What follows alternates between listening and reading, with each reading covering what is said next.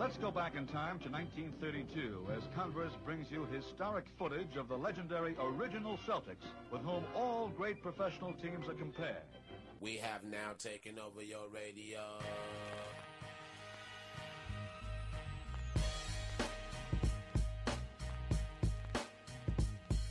Richie Guerin is about to show you the most important step in getting past a man. It's the first one. And Oscar will inbound it. The men in green, the Milwaukee Bucks, that's Alcindor against Bellamy. Has Jordan, Allen shakes free, gets two! Gilmore Stop! Brother! lead Toledo artists, you get 21. 4:28 to go in the first quarter for the Cow Palace. Here's Barry. Jordan, open, Chicago with the lead! Hello, and welcome back to the Over and Back Classic NBA podcast at thepodiumgame.com. I am Jason Mann, and with me as always is Rich Craich. Rich, great to be with you. How you doing, Jason? I'm doing great, man. I'm excited to tackle this subject. We are at Kobe Week at Harvard Paroxysm, and we're going to have our little contribution talking about the Shaq and Kobe years and what years they were. Yes, yeah, we kind of wrestled with the idea of what we should do for Kobe Week. Do we want to do a career retrospective, which, I mean, we don't know. That career's not done yet, so it's kind of weird to sort of do that. We have no idea, what the future's going to hold for him or what's going to happen. So that seemed kind of weird, and we didn't really figure out, what was the best plan of action. Then we sort of, in a little bit of our research, we kind of discovered this too. Not a lot of people, surprisingly, shockingly, have done a lot of work on the Kobe Shaq feud. Not a lot of like long pieces. There's not a book out there. I mean, when it was going around, that's all you heard about for a long time. I remember watching is that was a focal point. But then since then, everybody seems to have distanced themselves and nobody really does anything about it anymore. So we thought that'd be kind of an interesting take, is to look at that feud and what happened and how it happened and everything. Yeah, kind of a full look at it as much as we can get here on the podcast. But yeah, I definitely, I feel like we did, maybe more digging on this show than we've done for almost anything. So, so I'm glad there's definitely been lots written about it, but not much in detail and certainly nothing comprehensive. So I think, there's Phil Jackson's book on the 2004, probably the best thing that's written about. There's a couple of other books that we'll talk about that have at least, have talked about it, within elements of a larger book. But, as far as just looking at this whole team and especially the pre-Phil Lakers, because Shaq and Kobe were together for 3 seasons before Phil came along, and actually had some pretty good teams, but didn't get it done in the playoffs, and they were chokers. Yeah, they were. They did not know how to win. Shaq needed to learn how to win. That was his problem. That was the problem. Yeah, but luckily Phil taught him how to win. So he's a choker. Yes. Kobe too. Apparently, I'm joking. We're joking. Well, yeah, obviously, but if this is your first time listening to us. Sometimes we are tongue-in-cheek about a lot of stuff, so in case you are wondering. Usually it has to deal with championship narratives and rings and all that sort of stuff. We're usually very tongue-in-cheek about defining players' careers solely by the amount of championships they won. So. Yeah, we don't like to do that. We like to look at the the whole picture.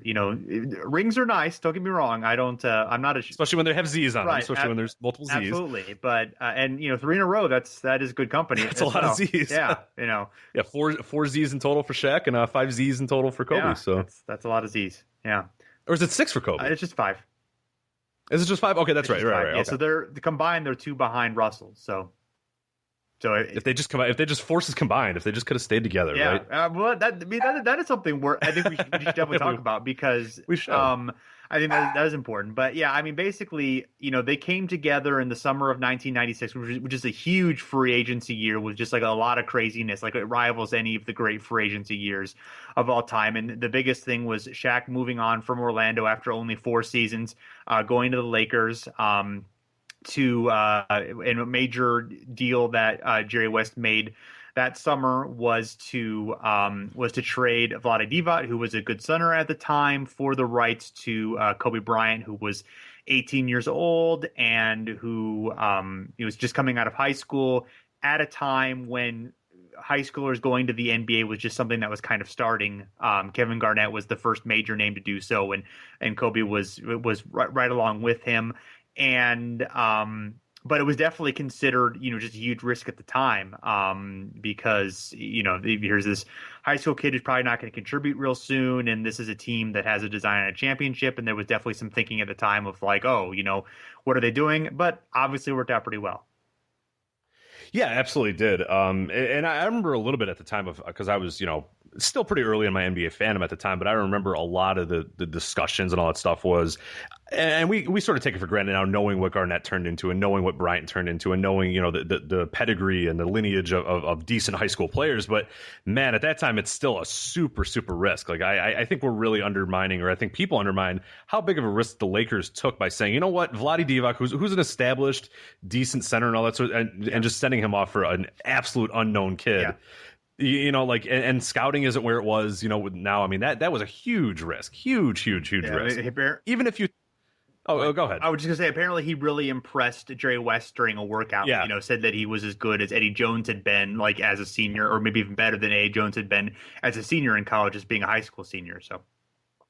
Yeah, and that's something you do hear about Kobe as he kind of jumped off the page. Garnett, similarly, his high school season, his last year, of high school was unbelievable. And yeah, so it's we kind of take it for granted how big of a risk and how big of a deal it was that these guys were, pretty big names. I mean, this was the first time in a long time, and then it kind of the next 10 years was just filled with near stars or stars coming out from high school. Some busts here and there, but yeah, I mean, it was a monumental risk for the Lakers to do that, especially as you mentioned, a team that had title aspirations. Yeah, absolutely. I mean, that's Jerry West is putting himself out there for that. He really is. Yeah, and Del Harris is the coach for the first 3 seasons, and they end up parting ways in the 99 season. Phil Jackson is hired in 2000. Kobe coming, into he's 21, 22 at that point, is, cemented as an all-star, all-NBA player, becoming really, at the level he would grow to higher levels later, but becoming the player that we all know, as becoming the superstar player. There's clashes of egos between him and Shaq. Shaq still, he's 28, still dominant, probably the best player in the league, at his peak at that point. And so as that grows, the egos have to be balanced, but they end up just, being such a great tandem that they're able to win 3 championships and go to a 4th finals before it all just implodes. In almost record time, I guess, for a great team like that. So yeah, I mean, it was really, and there were signs throughout that whole last year that it probably wasn't going to last very long, but it just seemed to happen because that team was really, really good, and they were obviously the favorites to win the NBA Finals. They lose, and then the whole thing just implodes like immediately. And it's in a lot of ways it's similar. I see a lot of similarities, not necessarily in the amount of success of that last Bulls team, the last Phil Jackson, that Bulls team, where there's a narrative going around, that the team could have had more years and all that sort of stuff, but it was pretty well known that was kind of be the last hurrah. And you felt that way with the Lakers team too. It was like, even if they win a championship, I wonder if it would have changed. It felt like just everything had to kind of go, or everything had to move, or there was just something just needed to change with that whole nucleus of Jackson, Shaq, and Kobe. I mean, the world wasn't big enough for those 3 at the same time. Yeah, anymore, I think the difference between them at that point and then the Bulls at the point, where they were is, Jordan's in his, mid to late 30s, sure. Pippen's in his mid to late 30s, Rodman's out of the league in a year or 2.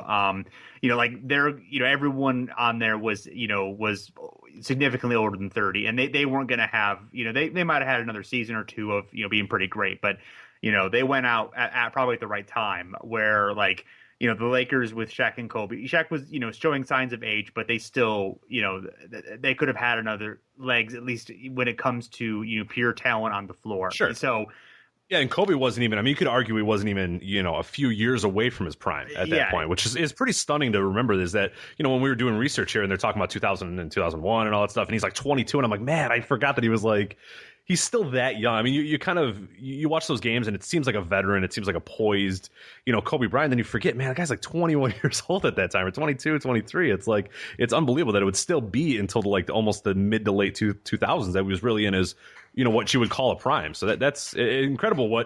And you forget that with the high school players of just how awesome they could be if they get good right away. Like you get that with LeBron too, where you're just like, oh man, he was 23 years old and he was that good. Yeah.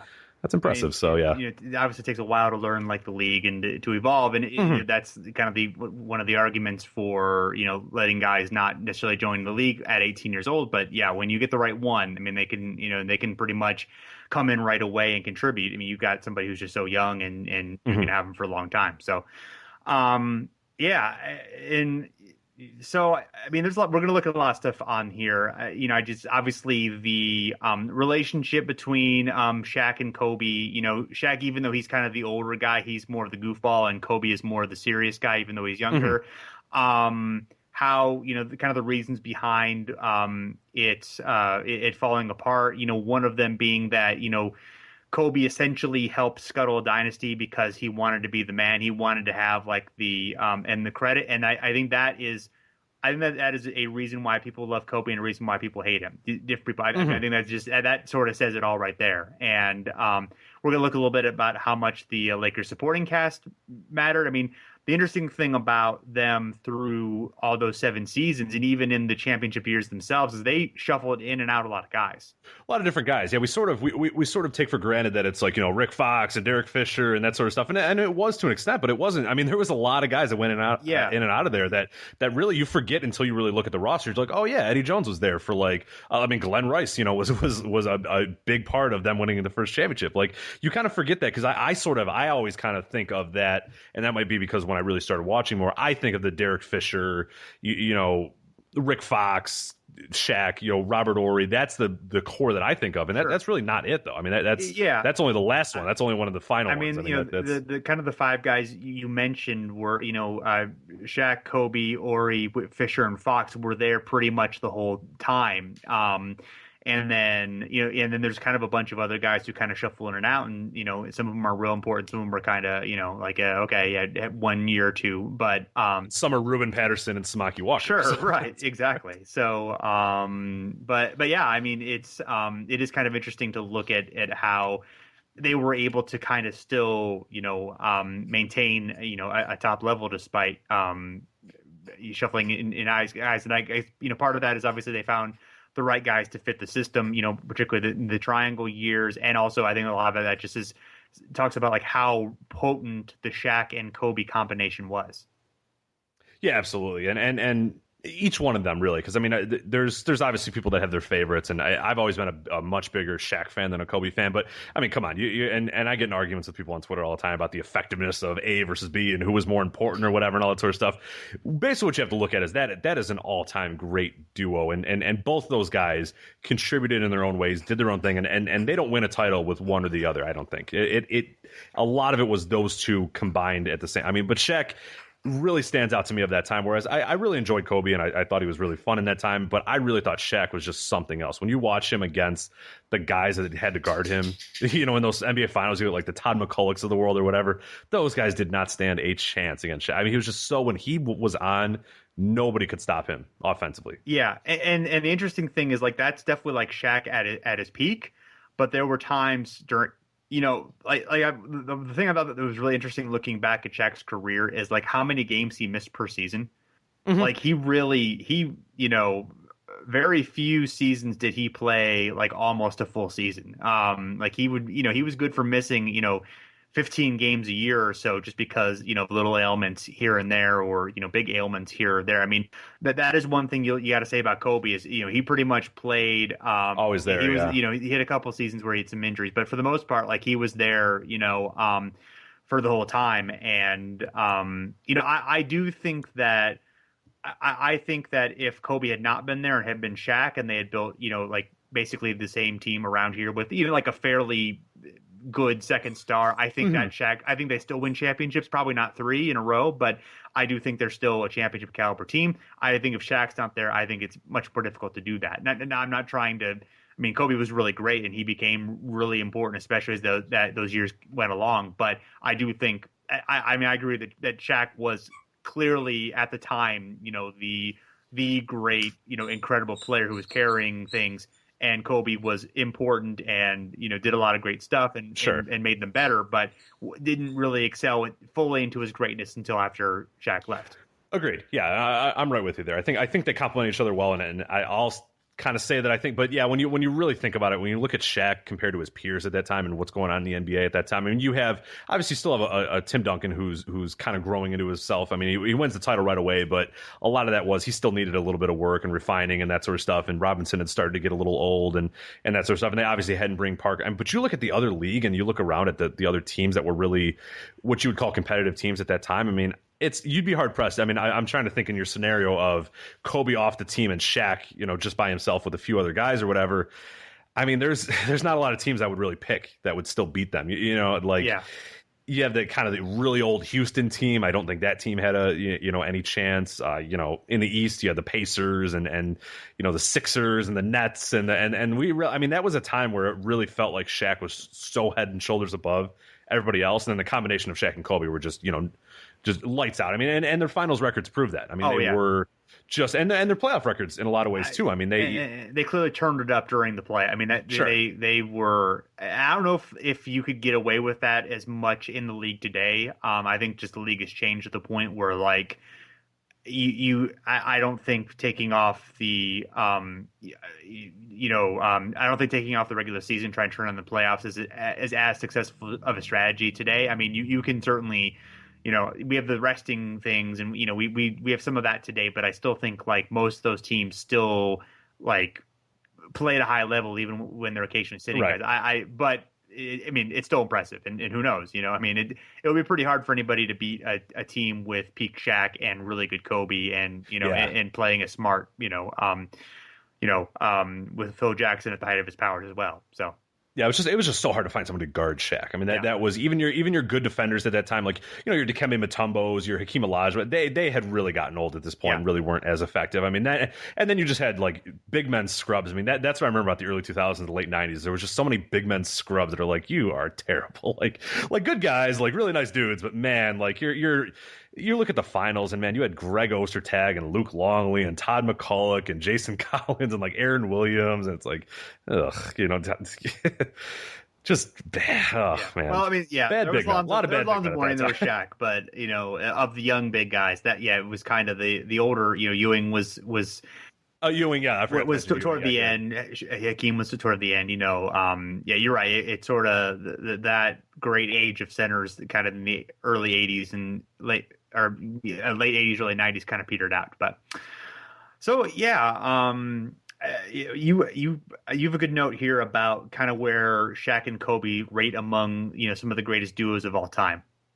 Yeah, so I wanted to look at this. Normally, I wouldn't do combined win shares or like total win shares because that obviously will help guys out if they're together for a long time. But I kind of looked at win shares for famous duos and try to see where Kobe and Shaq line up. And I thought it was a decent idea to at least keep raw win shares in there as opposed to win shares per 48 or some other metric because I think longevity is a big part of that as well. I think being together for a long time and being really good while you're together for a long time is important. I really do.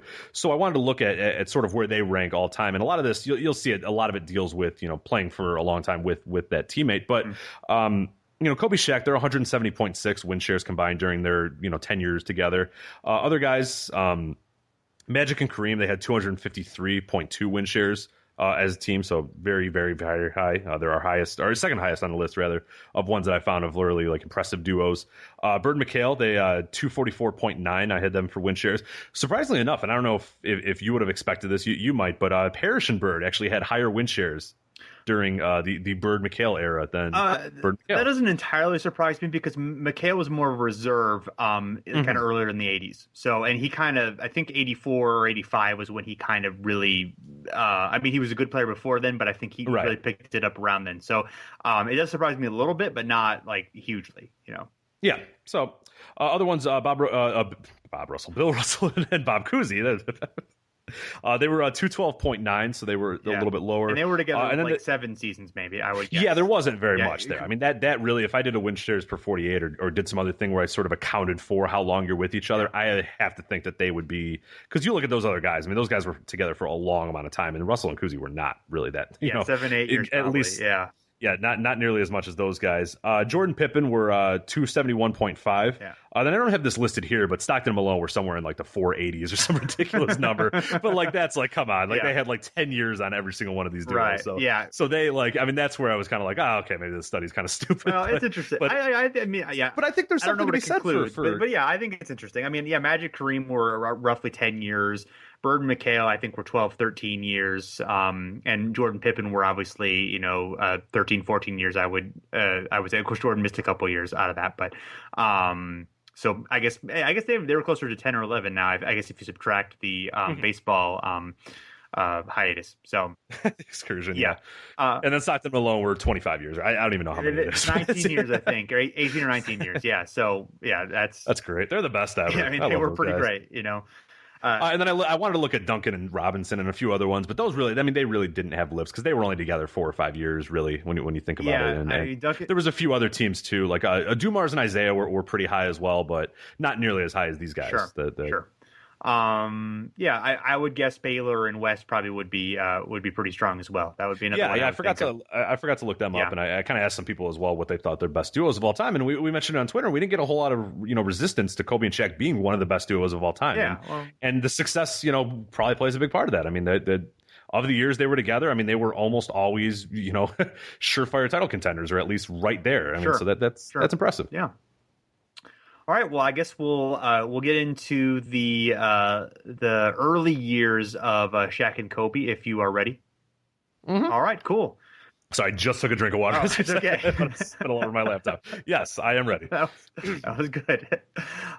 So yeah, I'm just gonna right before the summer of '96, they had been kind of a pretty strong mid-level playoff team in '95 and '96. They had a nucleus of Elden Campbell, Cedric Ceballos, Nick Van Exel, Vlade Divac, and Eddie Jones. Del Harris had been their coach. And actually Magic Johnson had come back and played 32 games at the end of the 96 season.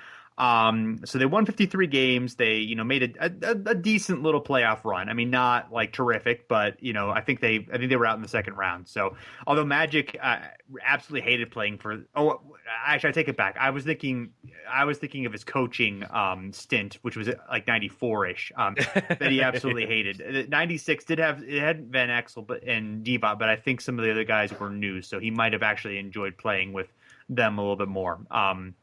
I forget off the top of my head, but anyway, he enjoyed it. What's the worst Magic? Here, let's do a Magic Johnson power ranking here. What's worse? Or maybe you can do 1 through 4. Magic Johnson, the TV host. Magic Johnson, the television announcer. The play or the color announcer. Magic Johnson, the coach, or Magic Johnson, the 1996 returning player. I think 96 returning player I would put first because he actually played pretty well. Like, I mean, he was like he was kind of like just like a power forward. Yeah, he was fat, but I mean, that's all right. He did everything considered, he played pretty well. So I'll give him that. I would probably put. Let's see. I would put TV announcer next.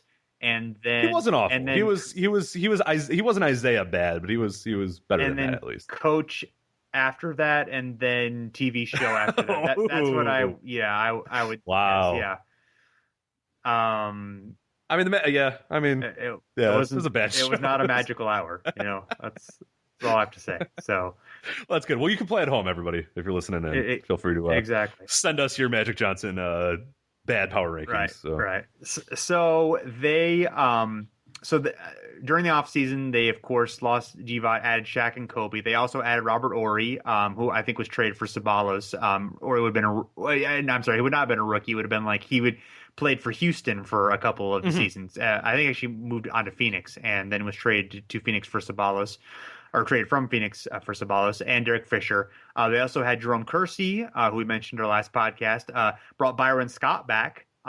Travis Knight was another rookie, and Corey Blunt. So those were the it was a reshuffled deck. Although Van Exel, Eddie Jones, Elden Campbell are still there. They win actually 3 more games than the previous year, which is I guess is a little bit of a surprise considering you're essentially swapping Shaq for Vlade Divac, but you have a lot of new faces. You lose Ceballos. I mean, I guess I can kind of see where it wouldn't be there. They ended up being the 4th seed in what was an extremely close playoff race. And then they won their first round against the Blazers, but then they fell in the second round to the number 164 win Jazz team that made the finals. So given where they were, that makes perfect sense that would happen. Yeah, I was looking at the Robert Horry trade here real quick because I don't remember his Phoenix Suns tenure all that much. No, he did obviously he did play for them. He was in the initial Charles Barkley trade to the Rockets. That's what brought him to the Suns, and then from the Suns he was a mid-season trade rather, January 10th, or not, maybe not a little bit earlier, mid-season. Traded by the Suns with Joe Klein to the Lakers for Cedric Ceballos and some guy named Ramil Anderson. Oh, gotcha. Ramil Robinson. Okay, and there you go. I don't know who Ramil Robinson is, but. Ramil Robinson, he played for Michigan. He was I know him. Yeah, never mind. He was drafted by the Hawks. He was kind of a bust. He was a good college player. He was a good college player. He was. I recently watched the last game. It was Game 5 of the Nets Cavs series from '93 playoffs. It would have been Drazen Petrovic's last game. So he was a point guard for the Nets in that game. So he didn't do anything of note, but I was like, he was still in the league. Michigan. Yeah. Michigan product. Yeah. I remember him from college now. Okay. There you go. Move on. So, memories. Ramil Robinson. Who thought there was going to be a Ramil Robinson reference in this podcast? You did not think. I guarantee you didn't think that when you clicked this link. So here you are. Who would have thought? So some of the I think the interesting things about the relationship between Shaq and Kobe initially, which was not good to begin with. Like, it did not take long for them to sort of not like each other. There's Shaq, his book, 2001 book, Shaq Uncut, which was written with Jackie McMullen, basically says that, like, he was talking about hazing and that, so the rookies were kind of hazed pretty badly and that maybe they went a little bit too far with it. And then one of the rookies, Derek Fisher, just took it. The other rookie, Kobe Bryant, ratted us out to Jerry West. Meanwhile, he also didn't like that Kobe, as a rookie, boasted that he would lead the Lakers in scoring and be the best player in the league. And meanwhile, Jerry West criticized O'Neal's leadership for hazing Bryant that season, which I guess, Bryant being his pet project, so to speak, he would not be happy about that. And then also when Kobe came in, he sort of kept his this is from the Roland Lazenby book, the show from 2006, which is actually a full history of the Lakers, but obviously talks about these Lakers. And said Kobe kept his teammates at a distance, answering non-basketball questions with a 1 or 2 word response. And Shaq told the Lakers when Bryant arrived that I'm not going to be babysitting. And Shaq also, he praises Kobe in his book, saying that I'm going to be the number 1 scorer for the Lakers. I'm going to win 5 or 6 championships. I'm going to be the best player in the game. And then Shaq says, I was like, okay, whatever. Then he looked me right in the eye and said, I'm going to be the Will Smith of the NBA. I love that. That's my favorite quote ever. I guess it depends on how you feel about Will Smith, but I guess Will Smith being extremely successful, that makes sense. Yeah. But, well, what's weird is though, never mind. At this time, this is Independence Day. Because I was gonna say Will Smith hadn't quite, but no, I forget now.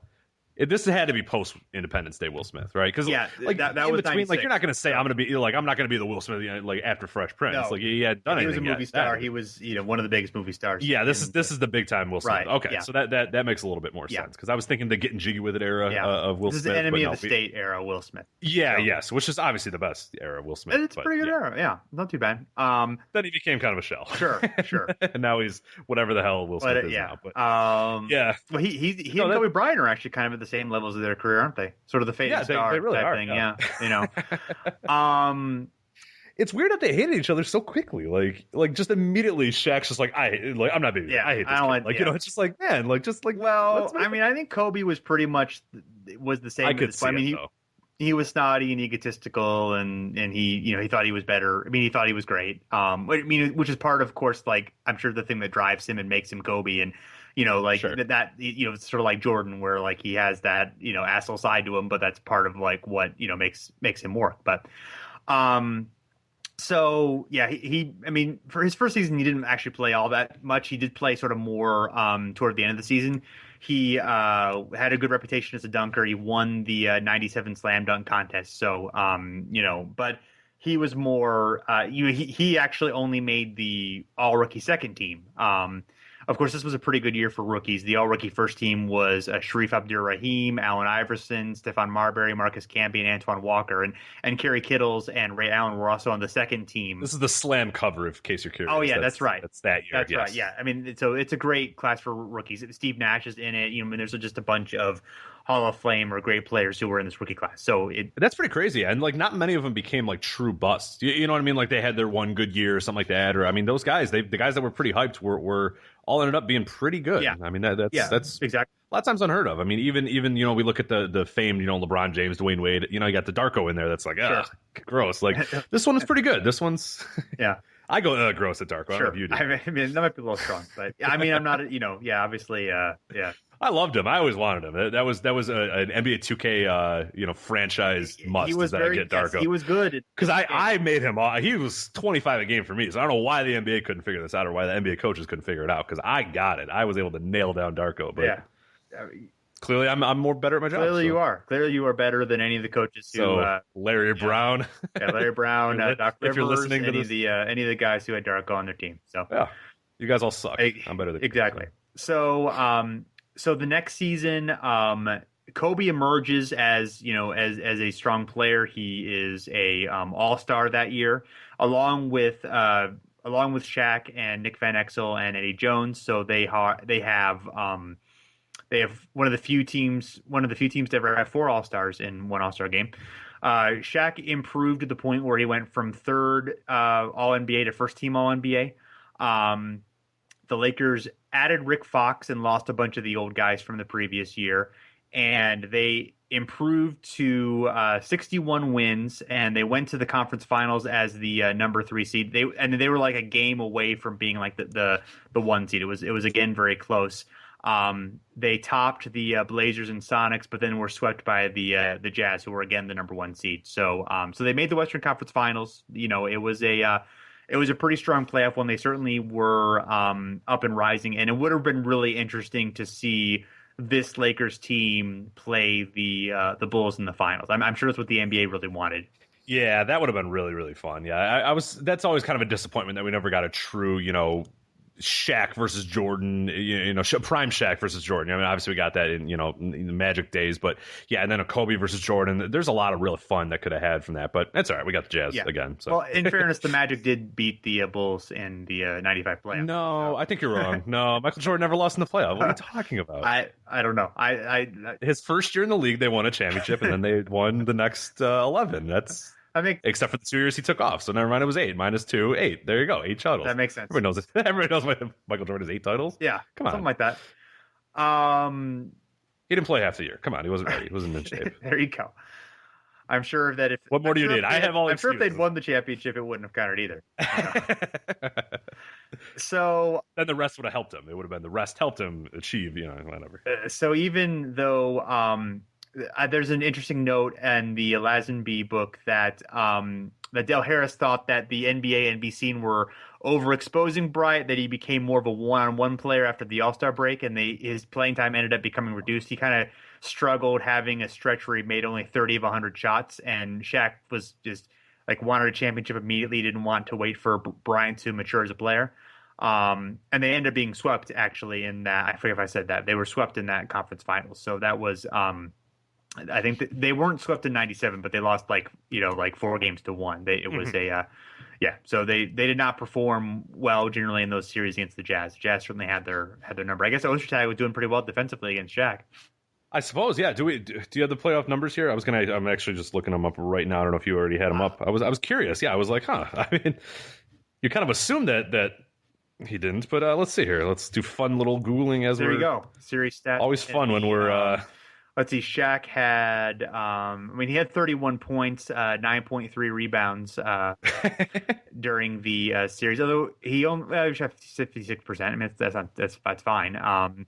So he wasn't exactly bad. Like Kobe only had 10 points. Those in 21 minutes. Okay. He shot 36%. Eddie Jones was 41% with 15 points, and no one else had 10 points per game. So yeah, I don't think it was Shaq had 19 and 8 the first game, 31 and 7 the second game, 39 and 15 the third game, and then 38 and 7 the fourth game. So I think he did his part. Yeah. But one of those games was a huge blowout, but the other two of them were 4 points, and then one was 11 points. Mm-hmm. So, yeah, the game when they lost by 35, and Shaq was 6 of 16, 7 of 16 from free throw, and then that was 19 points. Yeah, I guess we should mention the free throw shooting, because that's sort of like the thing that that just everyone was on Shaq about that. Mm-hmm.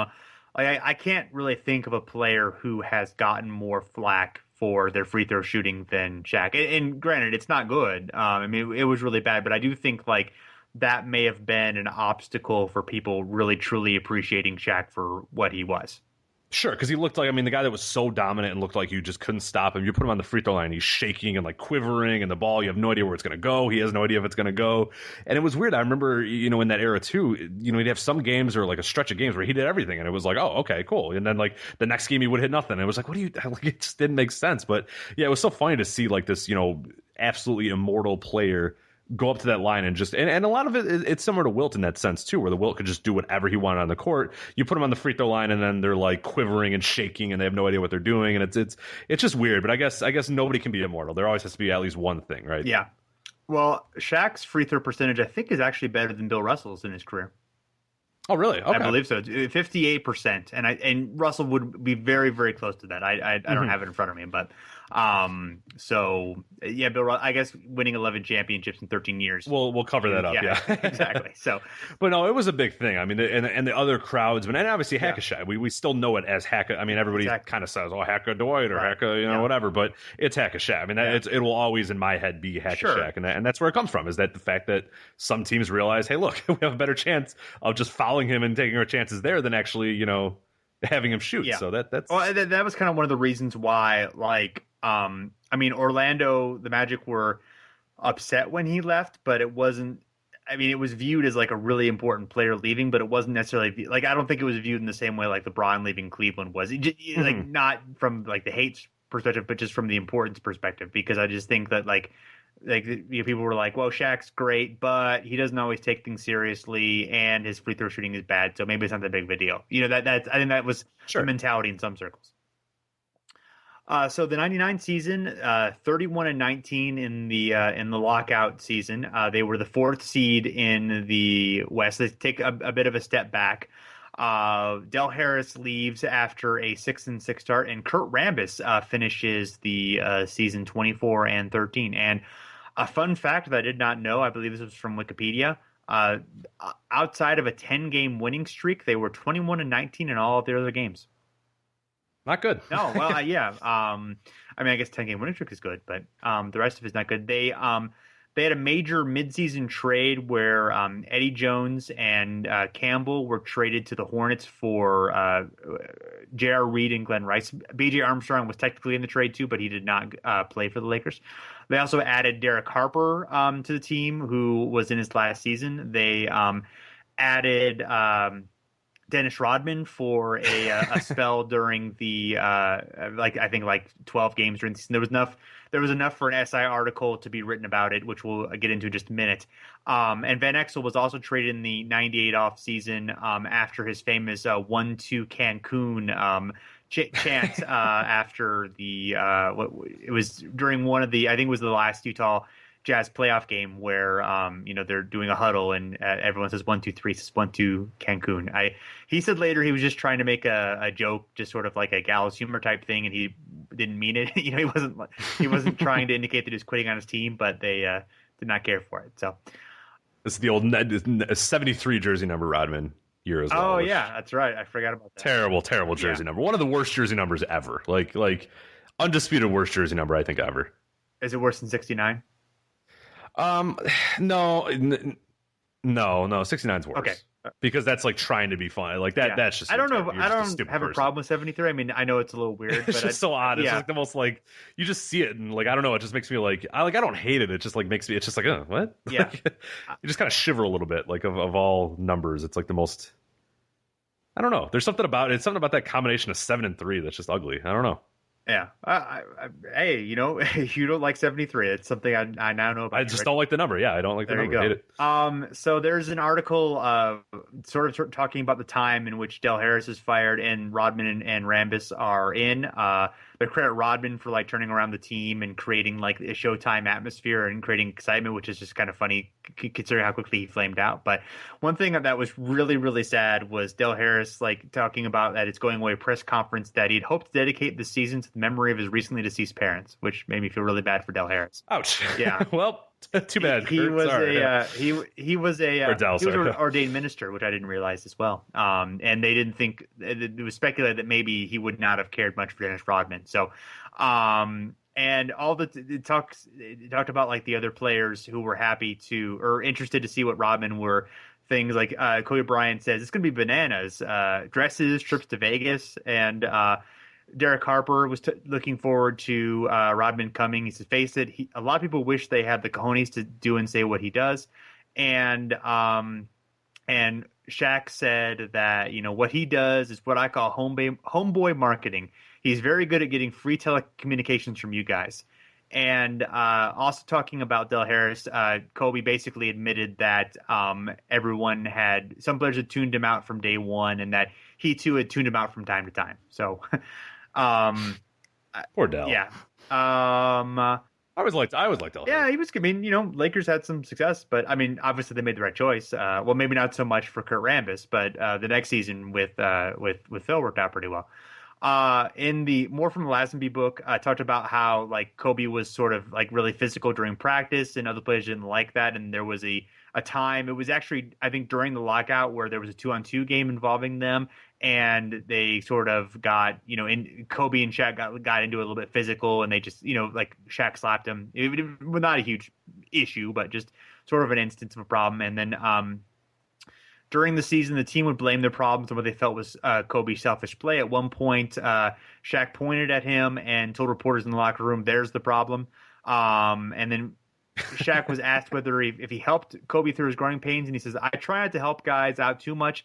Experience is the best teacher. Kobe's a great player. He's a new up-and-coming kid." So I like that. I think Shaq just has always sort of like that hands-off like thing. Like, I don't really want to do that. And then Rambis told Shaq, to ask him to heal the rift and to reach out to Kobe. And then Rambis said that Shaq gave him a blank, cold stare. So, to be fairness, I don't know if I'd listen to Kurt Rambis either. No, yeah, and that seems to be the theme of this year is that everybody just not listen to Kurt Rambis both on, off. And granted, Kurt Rambis later demonstrated that he may have been one of the worst coaches ever in NBA history. Yeah, so I could probably get where he walks into the room and was probably just a bozo and everyone's just okay, yeah. All right. So sure, dude, yeah. So they they lose in the playoffs. They beat the Rockets in the first round. So they beat Scottie Pippen at least, and then they were swept by the Spurs in the West semifinals, which will be one of 5 series against the Spurs in the next 6 years.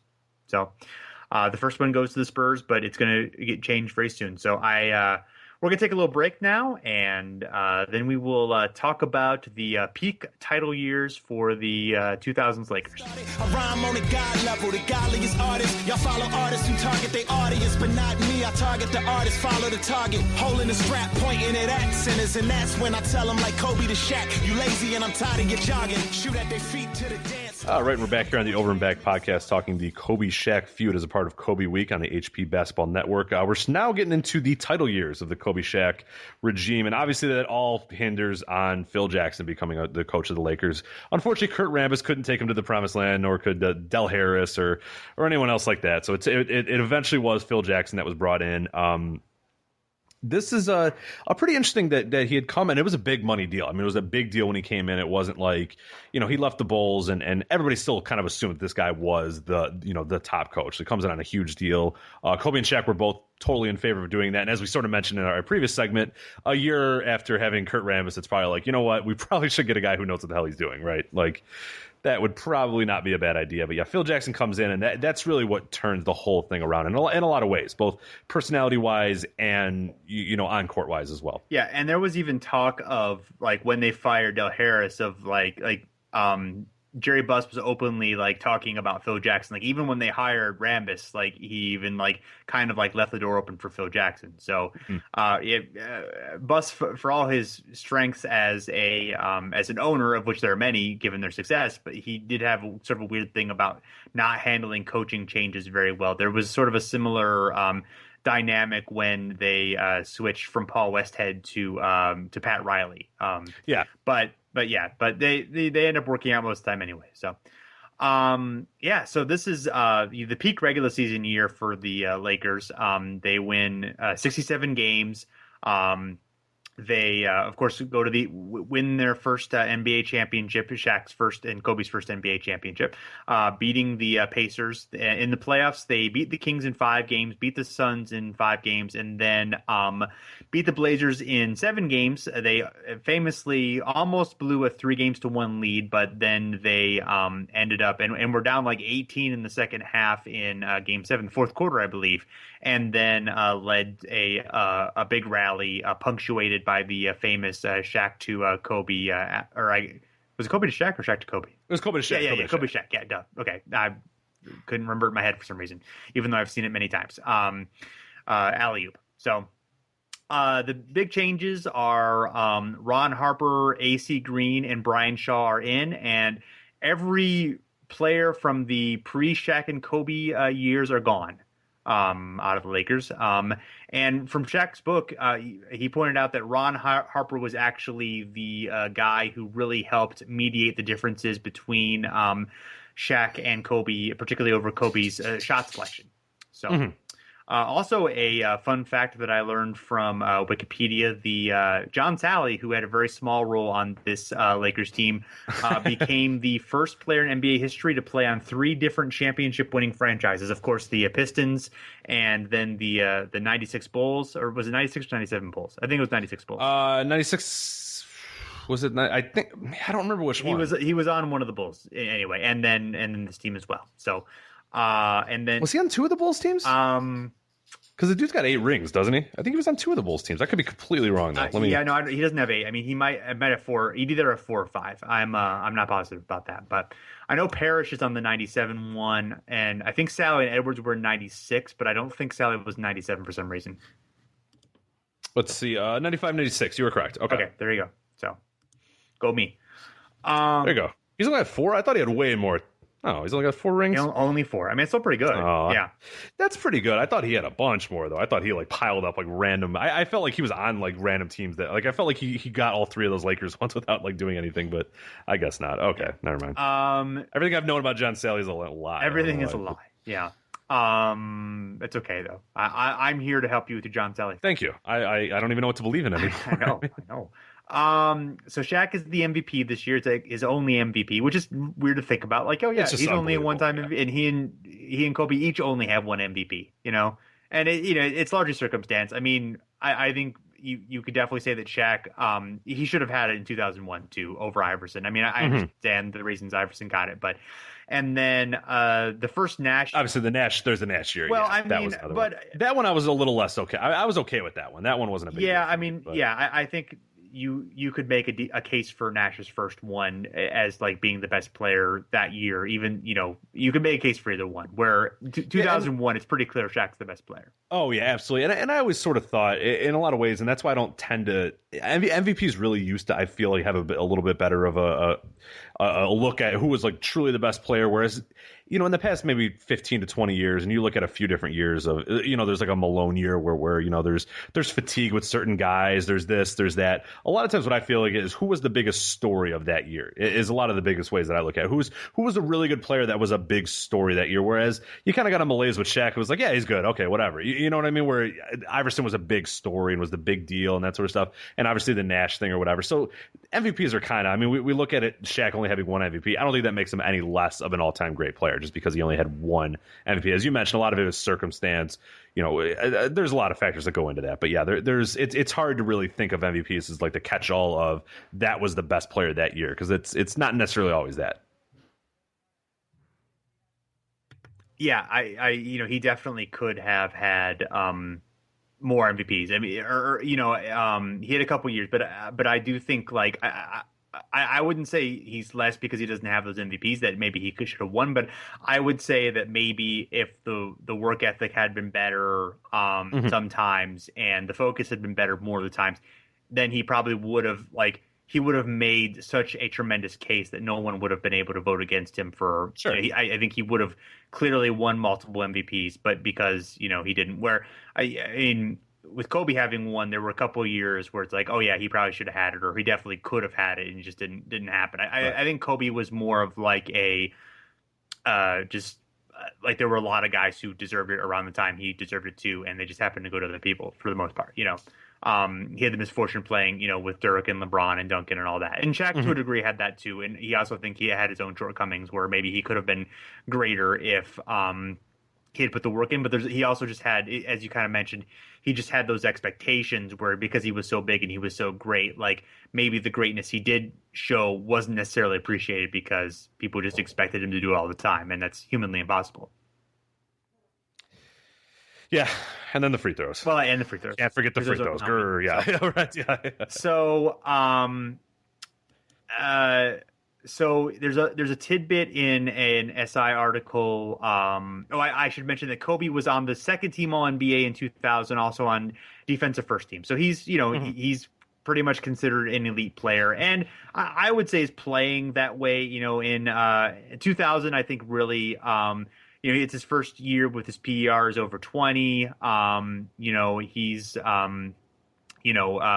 win shares per 48 are .202. So he is. I mean, he was a very good player the couple years before then, but I mean, he really is in like premier of the league territory already by 2000. Yeah, he doubles his overall win shares. They go from 5.2 to 10.6. So I mean that's. Yeah.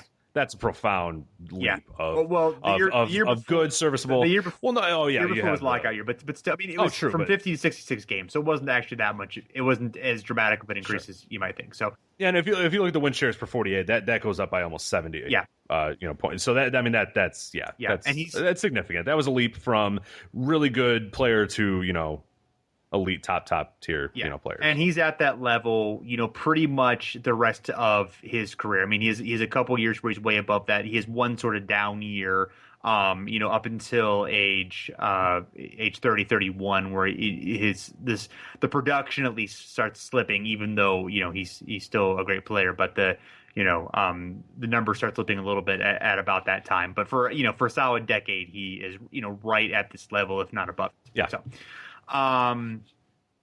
there's a story about Kurt Rambis once got into a shouting match with Kobe during a timeout, and then finally Rambis screams, "Fine, do whatever you want to do." And then after a playoff loss to the Spurs, Shaq cursed Rambis in the locker room for imposing on him to please join his teammates in a circle, which they mentioned as well. That's exactly the sort of thing that Phil Jackson is known for. So, and there's a later SI article. It is from January of 2000, where they have played extremely well, but saying like, hey, talk of a title in January is especially premature because the Lakers have made a habit of sizzling out or of flaming out in the playoffs. And Rick Fox says, with our history, we can put up all the numbers we want, and no one is going to take us seriously until we do it in the playoffs. Rick Fox was always a pretty good quote, which I guess isn't a surprise that he is, of course, now a good broadcaster. Yeah, absolutely. Yeah, he's really good. I mean, a good actor, good broadcaster. I mean, I hated him as a player, but I really like him now as a. Yeah, but a lot of people hate him as a player. It's just because he's so pretty, it was his beauty. It was his beauty that got me. No, it was just like I just remember him being kind of like weird and dirty and like kind of he'd elbow you here and there, and he always kind of seemed he was one of those dudes and. You have guys that are dirty players and will admit it. I'm a dirty, I do this, I do this. I remember him kind of being like, oh, I didn't do anything. Like that's how I always remember him as like the guy who would sort of elbow somebody and be like, no, I didn't mean to. It just kind of like, that's how I always remember Rick Fox as the player, but I could be completely wrong. That's just maybe what my head thought, but I like him now. He's fine. Yeah, I like him as, and it's his beauty. I was jealous of how he's a very handsome man. No question about that. His eyes, I got lost in his eyes. I mean, it's understandable. That's understandable, Rich. And his beautiful hair. Yeah, it's a good package, So there's another article about Kobe saying like he's not jealous of Shaq or Vince Carter, which is funny in retrospect for Vince Carter, but at the time, like Vince Carter was like it was the shit. Yeah, Vince Carter was it. He was looking like the heir apparent to Jordan in in some ways, just because of just the excitement and the skill he displayed and all that. And he says that he's actually it's not a problem being overshadowed because he can learn every facet of the game without everyone analyzing every move I make.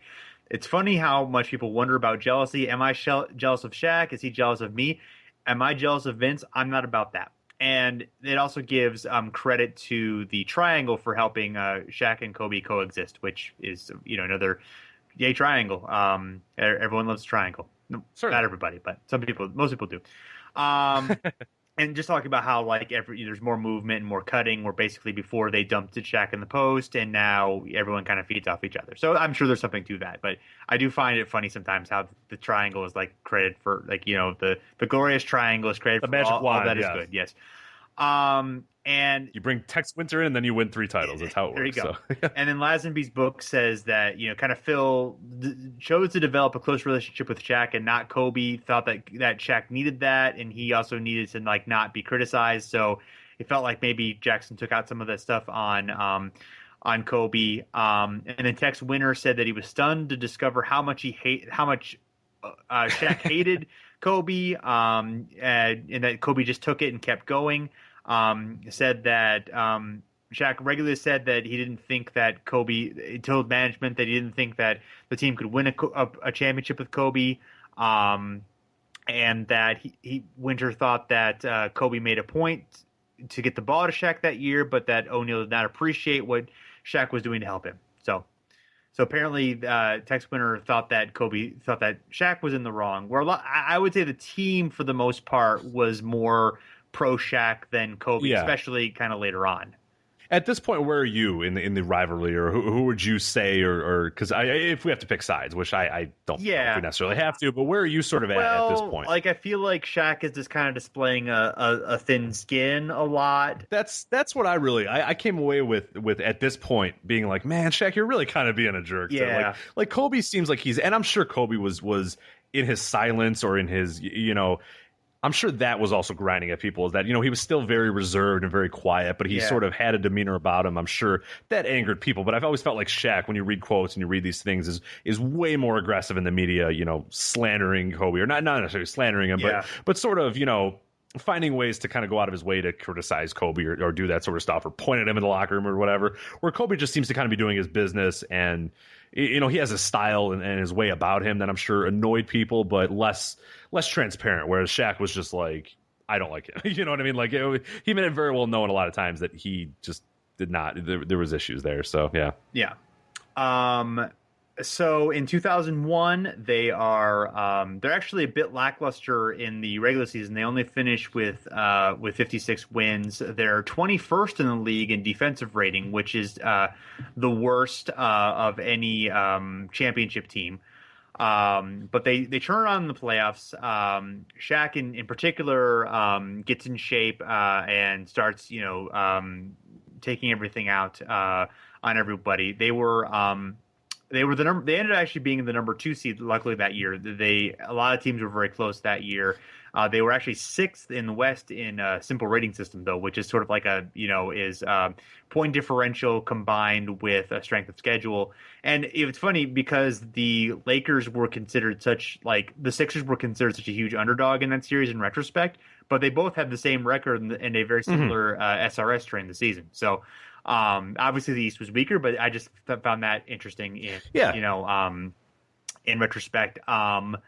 And major changes were Horace Grant and Isaiah Ryder were in, and AC Green was out that year as far as roster goes. I think that was Mark Madsen's first year, although he didn't do much. Devin George was also in. He didn't do much. And Tyronn Lue was there. He didn't do a whole lot either. So he got stepped over by Allen Iverson. That's true. That's a big moment. Yeah. So we did need to know that. Shaq's playoffs, as you mentioned, that was a man who just was possessed and just turned. I mean, when you look at what he did in those playoffs, I'm looking at the game logs right now. 24 and 20, 32 and 12, 25 and 15, 44 and 21, 43 and 20, 21 and 18, 25 and 10, 28 and 11, 19 and 14, 35 and 17. 19 and 14 is like his worst game, by the way. Right. 26 and 10, 44 and 20, 28 and 20, 30 and 12, 34 and 14, and 29 and 13. So there's It's a big surprise they went 13. That they basically just did not lose in the playoffs that year. I mean, in 2000 in the finals, he averaged 38-16, and in 2001, 33-15 with 4.8 assists, and then 2002, 36-12 and 3.8. So that's that's very good. The game he lost, the one game they lost in that entire thing to the Sixers is actually what probably I would count as one of Shaq's best games. It was 44-20 with 5 assists. Yeah. That sucks. That's like, man. In 52 minutes as well. So no shortage of fortunately it was 10-22 from the free throw line that day. Yeah. Too. So well, regardless, Shaq good. Yes, Shaq good especially player. Yeah, especially in the finals. I mean, he really when in the big moments, he really did. He tended to show up during this run, which has obviously helped them. A weak East helped them obviously as well, but it was a tough West. They smoked they swept the Blazers, the Kings, and the Spurs, and all those teams were pretty deep and good at that time. The Spurs were obviously a similar team that had won a championship. The Kings were an emerging team that was deep, and if things had gone slightly differently, could have made a finals run. So yeah, and real quick, I don't want to discount what Kobe did in that that era too. I think he had 13 games over 25 points or at 25 points. So I mean, it wasn't like he was his worst game.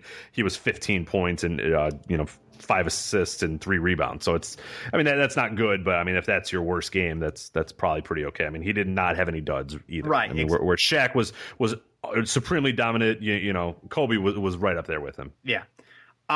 They start to sort of show a bit of a rift during the season. There's sort of an interview where, Shaq down is sort of talking about, hey, last year this was my team. We started off, we were 67-15, and then this year we're 23-11, playing with no passion, no enthusiasm, and no hunger.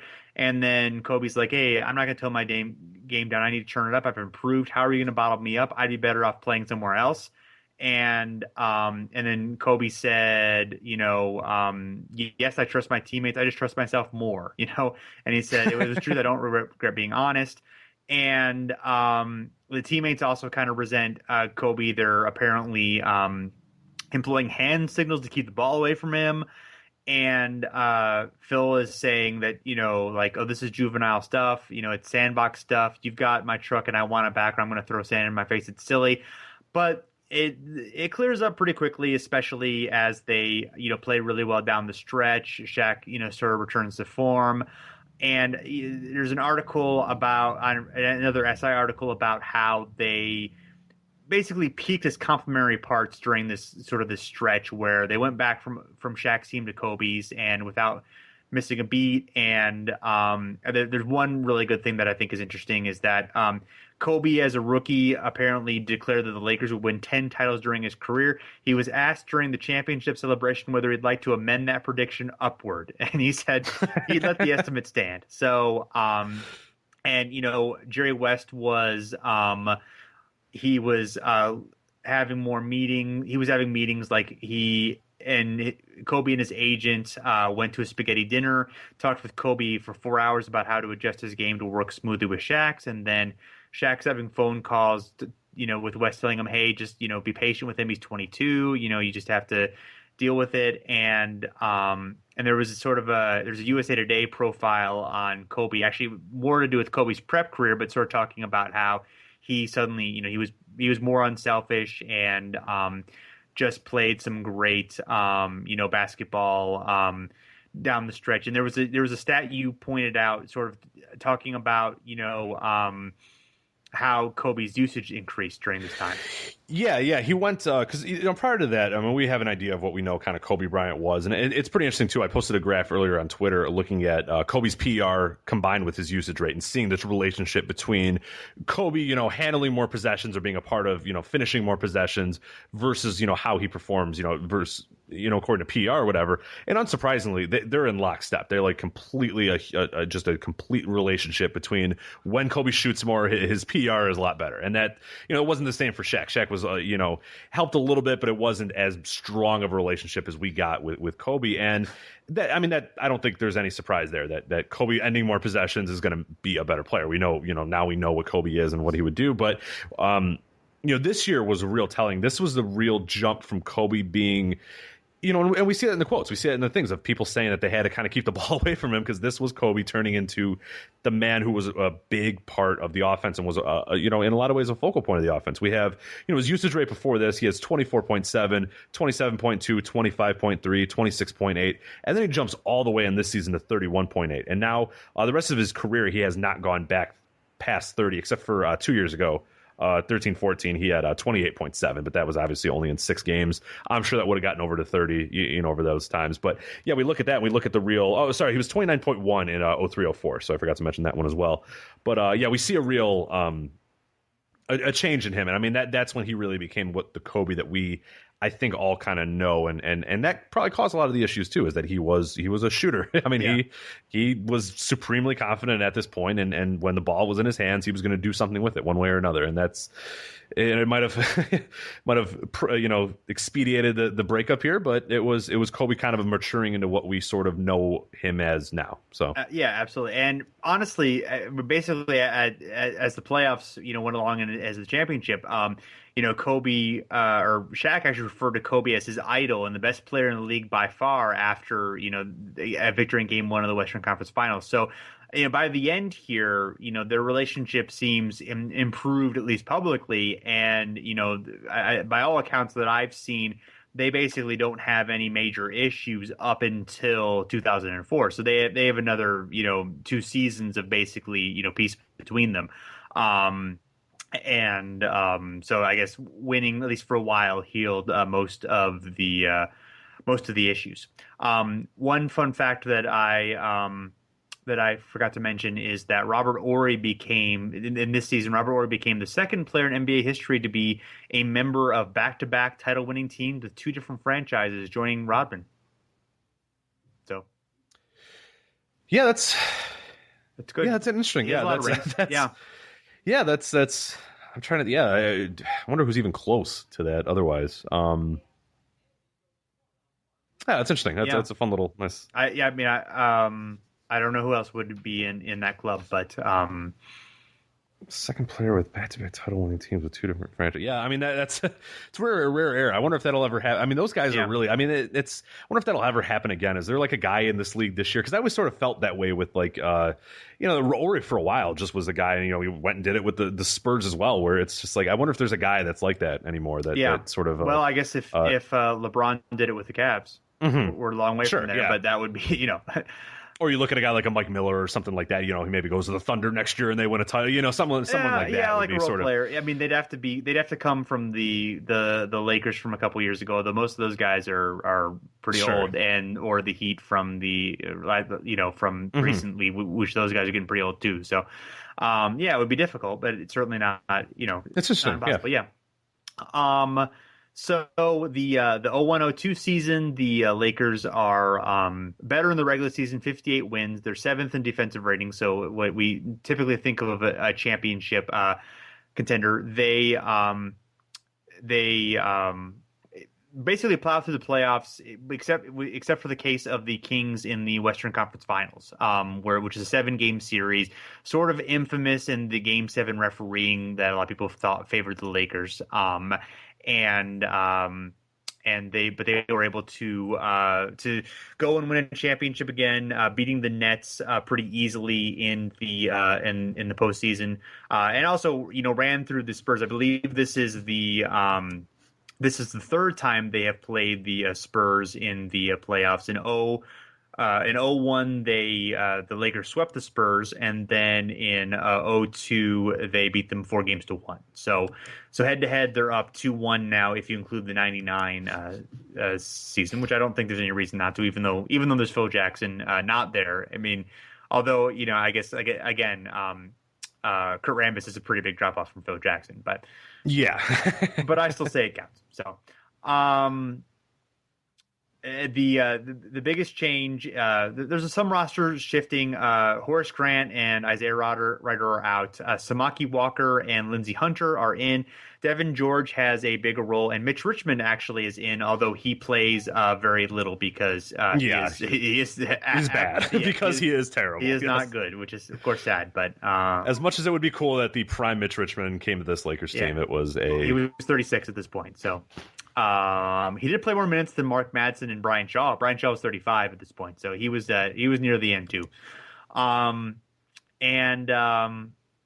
There's not really a whole lot to say about the season. Shaq and Kobe are both first team All-NBA from here through 2004 and beyond. Shaq wins his third Finals MVP award. There's a little bit of question during the season whether they had the energy to win the third. Shaq had a toe issue that kind of slowed him down for a while, but everyone basically. It's like there's a good quote from Chris Gatlin, who played for the Heat at the time, saying, "The regular season is the preseason to them. They're so far ahead of other teams that they can blow off games and it doesn't affect them. In the playoffs, they'll tighten up the ship," and he proved to be correct. And they there's also a look at asking who the Lakers' third best player is. And they kind of make cases for Derek Fisher, Devin George, and Rick Fox before settling on Robert Horry, who, because of his rare mix of perimeter shooting and interior defense. And LaFonso Ellis says Robert just kind of floats along during the regular season. Then as soon as the playoffs start, he's coming up with key defensive plays, and he's in that corner making deep threes. And then there's a sort of a look also after they win the finals. It just basically Shaq just dominated everything. That even Kobe was reduced to who they called the best all around player in the world. These call basically him a shy Joe because just Shaq is just taking everything and dominating everything and just kicking ass throughout that entire series. So. And it did sort of seem as we're kind of going through this career path and we're looking at the seasons, it does seem like come playoff time, that was a whole different Lakers team. And it could have been, and we look at the finals and that could have just been a result of a weak East. But they really tore through the Western Conference, except for a few notable games. But the reason those games are so notable, or those series are so notable, is that they were against the ropes. And it just didn't happen that often. It was like come playoff time, those two were ready to go. They reared up there. And that's probably a testament to Phil Jackson as well. I mean, I'm sure there were probably games, and we see that in today's NBA with Greg Popovich as well, where maybe there are a few games that it's a good idea to say, hey, Shaq, don't worry about it, just sit out, relax, rest. And where come playoff time, they were machines. They were just absolutely ready to go and fired on all cylinders. I mean, there was nobody was even in their league. You have the Kings, you have the Blazers, you have those little ones, but by and large, it was no one's close. I mean, they were just dominant. Yeah, and sort of looking at sort of the numbers for Shaq, I mean, he's basically, he has a, his first couple years on the Lakers, he's 27 PER, 28.8, and then 30.6 for the next two seasons into 2000, then 30.2 in 2001, 29.7 in 2002, and then 29.5 in 2003, and then it drops off in 2004 to 24.4, which is still really good, but is clearly a tier down. So he's basically, when he's playing, he is basically at just an incredible level. All those seasons. Obviously, the only thing slowing him down are the things, and then in the playoffs. He's actually around the same level, actually. I was kind of expecting a little bit of a boost, but still playoff competition is generally harder. So it's still pretty impressive for him to be right there. But he's completely kicking ass during those situations too. So he was good. Shaq was great. Breaking news. Yeah, breaking news. So breaking news, Shaq. Okay. Yeah, not bad at basketball. Not bad at all. So then we're going to take another little break, and we are going to talk about. We'll come back and we'll talk about the final years of the Shaq and Kobe Los Angeles Lakers. Do you wish you and Kobe would have handled y'all relationship differently? And if so, how many championships do you think y'all could have won? We didn't have a bad relationship because we won 3 out of 4 championships. That's not a bad relationship at all. Second of all, it was a money situation. I was getting older. They wanted me to take less money. I wasn't going to do that. So they traded to Miami. The way it turned out was the way it was supposed to turn out. No, but I'm just saying if y'all had to stay together, because the relationship was not perfect. I mean, obviously. Yeah, but you know what? When in leadership, you either focus on the task or you focus on the relationship. I was focusing on the task, and we won 3 out of 4. Don't get no better than that. It doesn't matter how many fights we had, how many scuffles we had. We're the best 1-2 punch ever created. Don't get no better than winning 3 out of 4. All right, and we are back, and we are talking about the self-destruction of the Los Angeles Lakers. Maybe that's a little too dramatic. I don't know, but I think no, it was pretty. And like we mentioned in a previous segment, it was rapid too. It was not a slow burn. It was a quick. I guess in a lot of ways it was a slow burn because it had been going on basically since they had started. But then you sort of had the resurrection. Everything was all good. And everyone was okay. And then no, never mind. Everything's awful. We all need to go away and never come back again. Yeah. So I'll go. Self-destruction is okay. I think that's fair. Okay. So they in 2003 season, they are 50-32. They're the 5th seed, but they started 11-19. So that's like 39-13 to finish the season, which is obviously is pretty good. They end up as the 5th seed. They beat the Timberwolves in 6 in the first round, but they fall to the Spurs in the second round. So they're tied 2-2 with the Spurs in the playoffs during this run. So I'm keeping track of that for a reason, which we'll get into when we talk about the final series. Almost the exact same roster as the previous year. Not any significant changes that you see.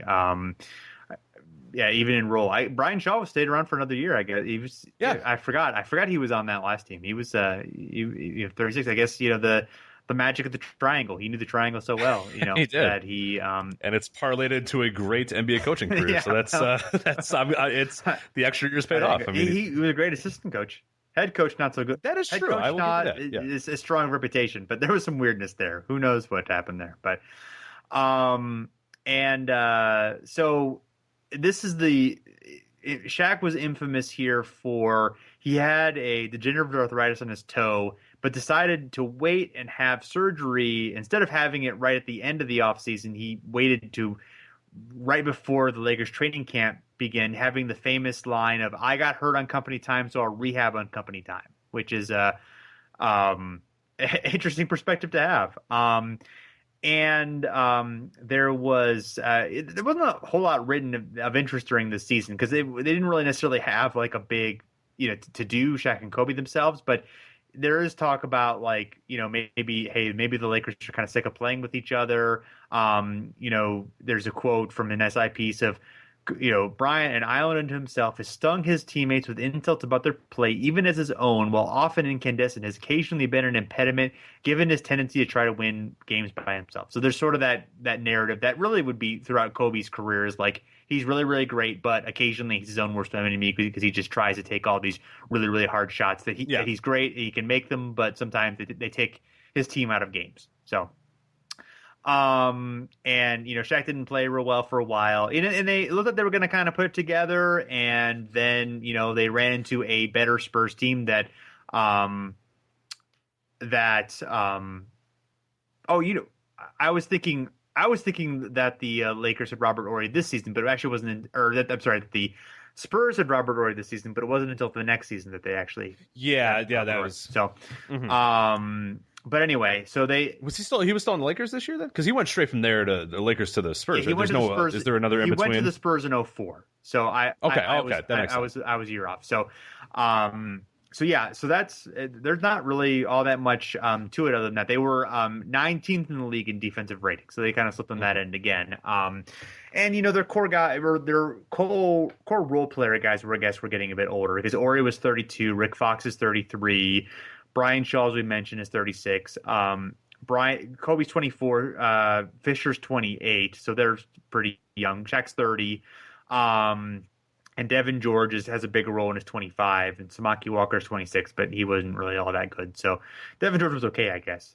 But it is weird. Like it is sort of weird, I guess, because we like think of like title teams having better 3rd, 4th, and 5th players. And I guess they were more just guys who knew their roles as opposed to like producing a lot. And that's what I always felt about like a Rick Fox or whatever, who was, take Rick Fox out of that team. I don't know how great Rick Fox is, as an all-around player, but just fit that role perfect. Derek Fisher was one who I think always was really good at just complimenting, the guys around him. Never was ever, I thought, a great player or a really good player, but always was very, very good at saying, okay, what do you need from me? What do you want? Mark Madsen's a guy, again, that you look at, and he just fit into the role perfect. And you have a little bit younger players. You have a Kareem Rush, I think, comes up this year, and a few younger guys. So they had started to kind of get there. But yeah, it's sort of weird. You always kind of forget about this year, this kind of lost Lakers year, because I always kind of assumed there was titles, then there was the the team we'll talk about next, but I always forget that this team existed too, where it was just kind of a whimper, and it was just like, oh, all right, well, that's it.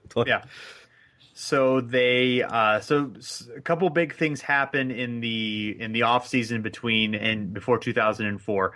The Lakers signed Gary Payton and Karl Malone, who of course both Hall of Famers who had not won championships before, and they decide to Karl Malone leaves the Jazz and goes to the hated Lakers, which is was pretty shocking at the time.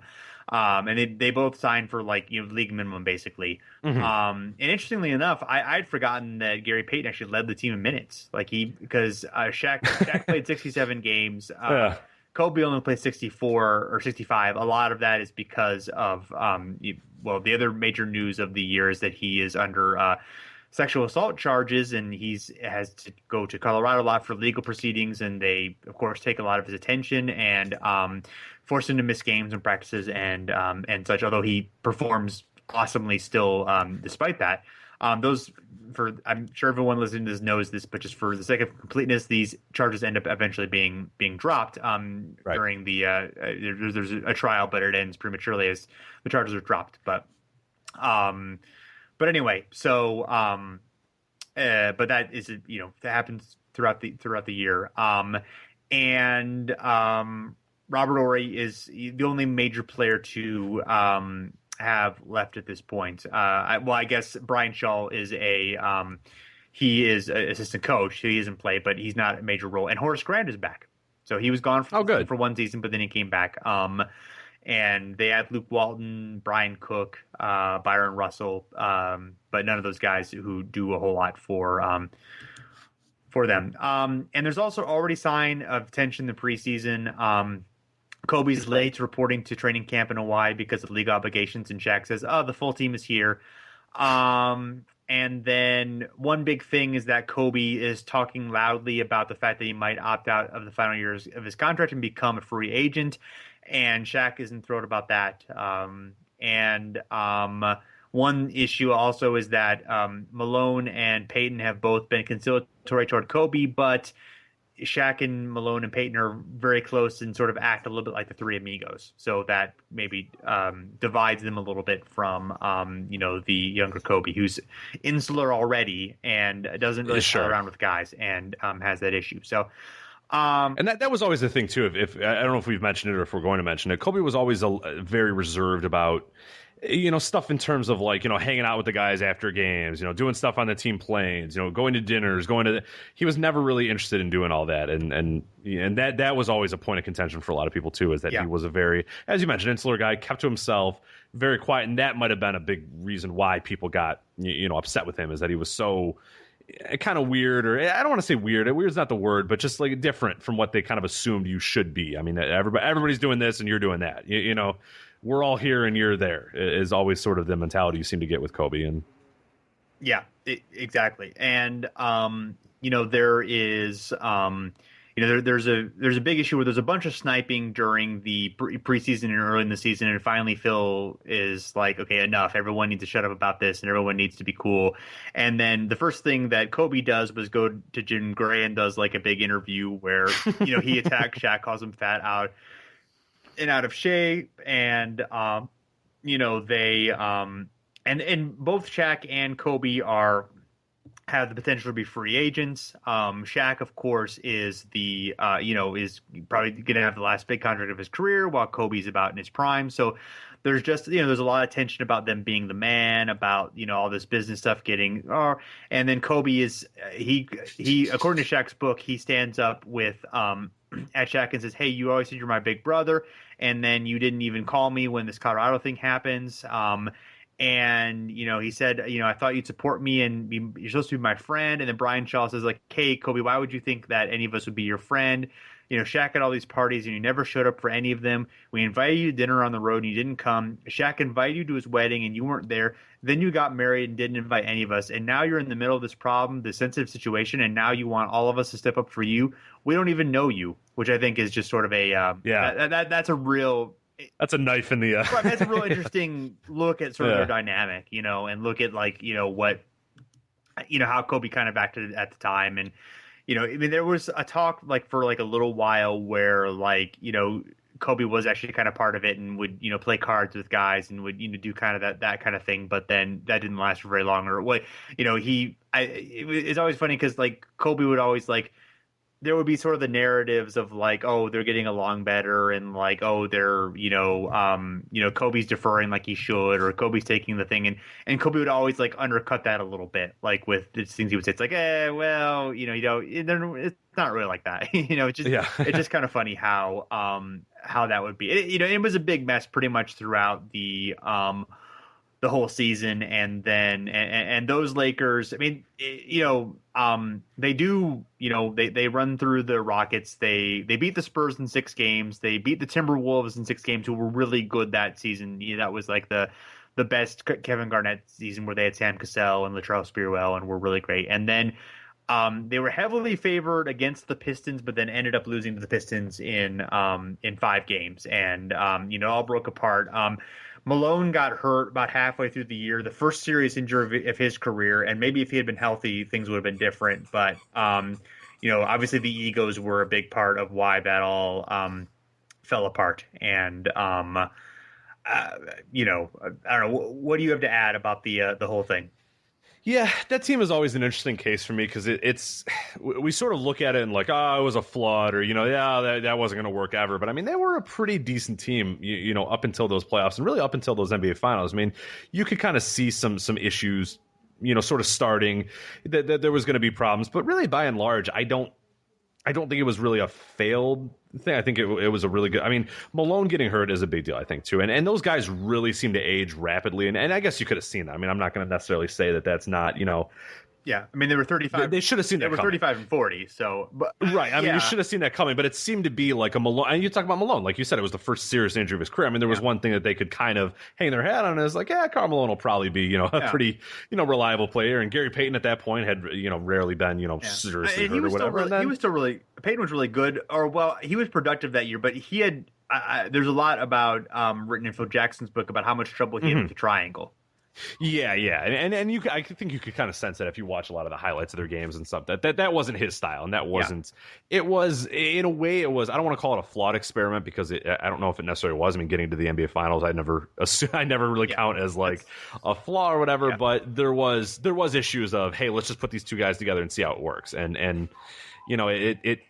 But it's I always have trouble saying that they failed at any point, because you get to the NBA Finals, that's a big deal. I mean, that's really, really hard to do, and they ran up to a juggernaut. That Pistons team was awesome. I mean Rasheed Wallace playing all-star level, and Billups playing at an all-star level, and Tayshaun Prince filling his role perfectly, and Richard Hamilton filling his. I mean that really, really was.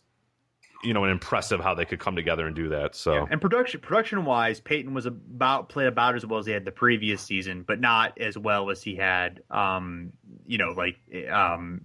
earlier in his career. But he was still like a pretty good player, but he was no longer like he was no longer like a supreme all-star player.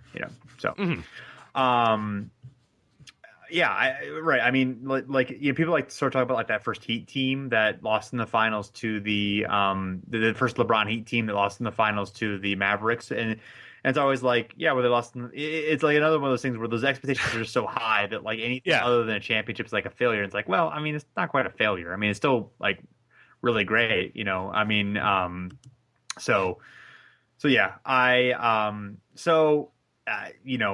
after that happens, Phil leaves. Actually, I guess technically he was fired. It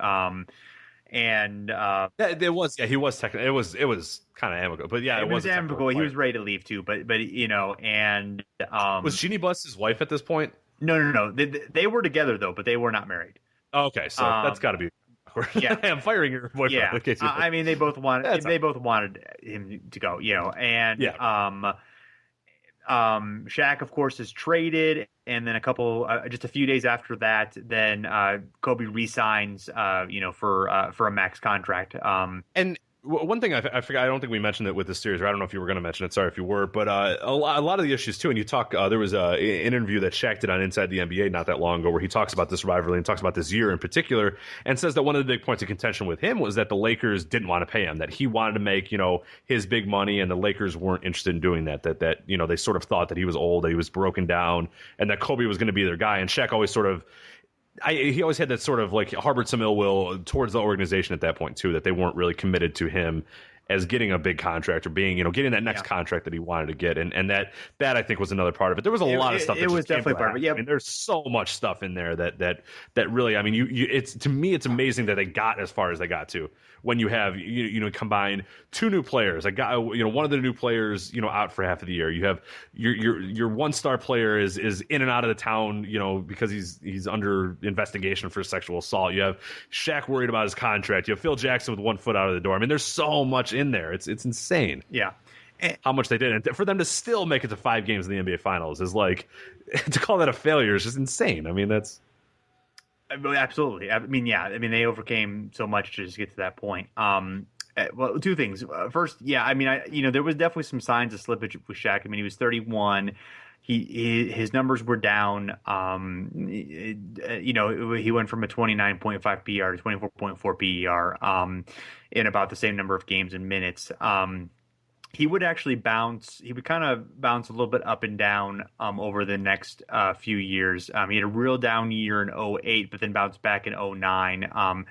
At age 36 in Phoenix, and then and then the Boston, with Cleveland and Boston, which he was still he was still pretty good, but he was definitely on his last legs there. So if they had signed him to a 5-year, and the big cactus as well, lest we forget the big cactus, right? I mean, if they had signed him to 5 years, which we should probably forget, right? If they had signed him to 5 years, he probably actually would have. I mean, certainly those first 2 or 3 years, he would have still been pretty great. And then, I mean, I get their justification. Right. I would probably, if I had to make that same decision, I would have probably picked Kobe over Shaq. And that's, I mean, I love Shaq. I mean, Shaq's one of my favorite players of all time, and personality wise, completely in a bubble. I probably wouldn't. I mean that right. I mean that's a tough call because Kobe is just such his role in breaking up that team. I mean, there was more to it than that. There was Shaq's ego, there was Phil Jackson's ego, there was a lot of egos. But I mean, the fact that he, if Kobe had been a little more conciliatory and been we need Shaq back and all that, it was willing to kind of share the credit and not be I think he would have eventually been the guy. I think he would have gotten the credit anyway as Shaq sort of faded in I think that would have been okay for him, but I mean it ended up working out for him and the Lakers in the end anyway. I mean they won another 2 championships or whatever, but sure. I mean maybe Kobe Shaq becomes one of on close to a level with the Lakers. With the Bulls dynasty, the Celtics dynasty. As far as greatest of all time, rather than just still really great, but not quite on that level because it just didn't have the longevity. Yeah, I mean, it's hard to say exactly what would have happened, but yeah, I sort of think that as a tandem, there's probably 1 or 2 more titles in there, but that's in a vacuum. I mean, I don't think that you could have brought that back. I don't know what you could have done that next year that would have. It seemed like everything was kind of just we're kind of done with each other, and like you said, it really worked out for both parties. I mean, Shaq ended up going and winning his title with Dwayne Wade and ended up kind of, doing what he did. Obviously he was brought in as sort of the last, straw for a few guys. Cleveland brought him in for that one guy that LeBron needed, and, the Phoenix, completely changed their franchise around getting him and all that sort of stuff. So it was cool for him to kind of have that little post part of his career. Right. And then it was cool to have Kobe to have his little part where it was okay, look, yeah, Kobe as the best player on the title team can win a title as well, where, he wasn't that before. So it worked out for both. But yeah, it is always kind of an interesting study or thought of what really could have happened had they both gotten together one more time, but or a few more times. But yeah, I don't know, it's hard to say because then you look at roster construction and do you keep Payton and Malone? I mean, what do you do? It's so hard to say what you really do. Right. Well, I think the interesting thing is that really the only 2 moves that benefited the Lakers in terms of their next championship that, wouldn't have happened without Shaq being there are Lamar Odom and the Bynum draft. Yeah, I mean, everything else was. I mean, they wouldn't have gotten Gasol, but what I mean is they could have. I feel like they could have built. They still were fine as far as building a great team around Kobe and Shaq. It'd be just based on who they had. The success they had before with a lot of different parts. Yeah. So I don't know. I mean, who knows? Obviously, and the Eagles made it not work anyway. But it just is interesting that what kind of a crazy thing that is that it just didn't work out because hey, they didn't get along. Not really for any good basketball reason. But that's what happens. I mean, it's not the only case of that, but it's definitely the highest profile case of that. I would guess. Absolutely. Yeah. So, so they ended up, so afterward, they kind of spent years trading comments in the press, having hyped up matchups. The furor sort of died down as Kobe, led his team to titles. Shaq star faded. And I think it's interesting, sort of the public perception of it, or even the media perception of it, where I think Kobe was the villain in 2004, and then I think more people have kind of come around to Kobe's side of it a little bit more and less to Shaq's side. I think maybe the way they've conducted themselves in public helps with that a little bit. Shaq had the freestyle rap in 2009 that went viral where, where he's that's the ass taste right, one. Yes. There's no non-vulgar way to say that. No, I mean that's the ass taste. Right. Kobe, how's my ass taste? Yes. Freestyle. So, everyone knows that one. And then insinuating that Kobe, caused his divorce and a bunch of other fun stuff. Yeah, there was another issue with them kind of personally where Kobe it came out that Kobe had sort of told the cops about what Shaq was doing on the that he was cheating on his wife, and Shaq was at the time Shaq was Kobe doesn't even know me, he wouldn't even know any of that kind of thing. So, but they sort of reconciled, here and there. They kind of traded saying nice things to each other and sort of undercutting each other. Most famously, they shared MVP honors in 2009, at the All-Star game, and Kobe said, we're not going to the back of the room to watch Steel Magnolias or anything like that, but we had a good time, that's all. And Kobe set up a few of Shaq's scores, and Shaq said, it felt like old times. I missed those times. He was really looking for me.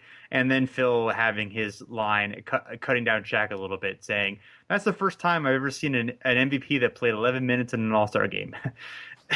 So... And then they had in 2013, Shaq's Lakers jersey was retired. I think it was funny that in 2012 when he signed with the Celtics after Kobe had won his 5th title, and he said something about oh, I finally passed Shaq. The first thing that the Celtics owner said was okay, let's go get Shaq and bring him in and try to make that run. Of course, it didn't work out so much. Oh, they did okay against the Heat. I mean, they came pretty close, but by then Shaq, I don't think was even playing much. He was injured most of that year. But anyway, I thought. Do we talk about their matchups, their post, their Christmas game matchups that they had a bunch of times? That's and then I'll close it with one thing that Kobe said that I think was pretty good. But yeah, you talk about that. Yeah, but no, obviously the big one is the heavily hyped Christmas 2004 one. I remember even I had non-basketball family. I remember watching it on Christmas Day, and people were like, "We gotta watch this!" Like people that have no idea about basketball, don't care about basketball, just the drama of it. It was, I think, New York. All the New York papers had it as a lead. It wasn't even a sports story. It was a lead story for stuff. It was a news story to so many people. So it's just it's funny how it was. And obviously that was a huge hyped game, Christmas 2004. It was the highest regular season television ratings for the NBA since 1998. So obviously since the heyday of the NBA's popularity, and would hold that spot for another 4 years until the 2008 Christmas Day game between the Lakers and the Celtics. And now obviously there's been a few other matchups, and the Heat have definitely aided in that. But that was a huge game, if you remember. That was a pop culture, to see what are they going to do when they have to, exchange, at the beginning of the game. Are they going to hug? Are they going to just ignore each other? Are they going to start a huge brawl? And then I think they just did a fist bump where they both looked the opposite direction. So it was a little bit lackluster. And I think the next year they didn't touch hands or something, and then everybody was like, what happened? And Kobe was like, oh, I just didn't care. I didn't think of it, which I don't necessarily believe that, but I don't know what happened there. But that was always the biggest thing. I was like, ooh, what are they going to, like, how are they going to meet each other? And then after that, they just kind of hugged like normal people, and it didn't really. But that first game I remember was like, ooh, what are they going to do? And I was like, oh. They just fist bumped. Oh, all right. Like they just. There was a hard. Shaq hit him with a hard foul at one point. Not like really hard, but like a strong foul. But and that was always the thing too. Is you could hear the crowd sort of erupt every time Kobe like drove, and there was Shaq only there, and they're like, oh, like what's gonna happen? And it was like, Shaq had fouls, but it wasn't like I'm gonna tackle you and then we're gonna start a huge brawl. It was just kind of business as usual. But everybody had their grandiose ideas of what they thought like a drag out brawl, but it. Unfortunately, did not happen. No. So, I think Kobe talking about how the end of their of them playing together. He said it was inevitable. You can't expect Michael to play with Wilt for his entire career. That's just not going to work. I had too much talent and too much to showcase. And then there was a challenge issued by him about me not being able to win without him. That's a challenge I couldn't pass.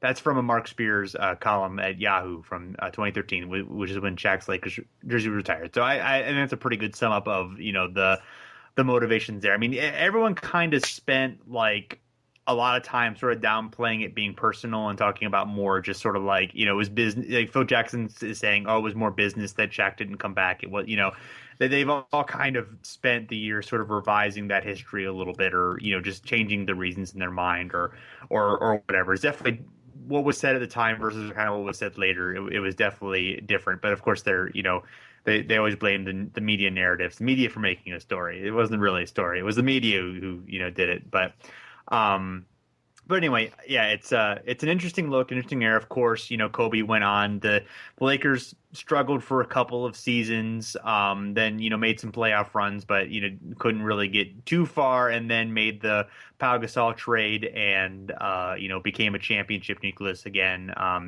Phil coming back after a season, and Phil and Kobe together having another strong run. So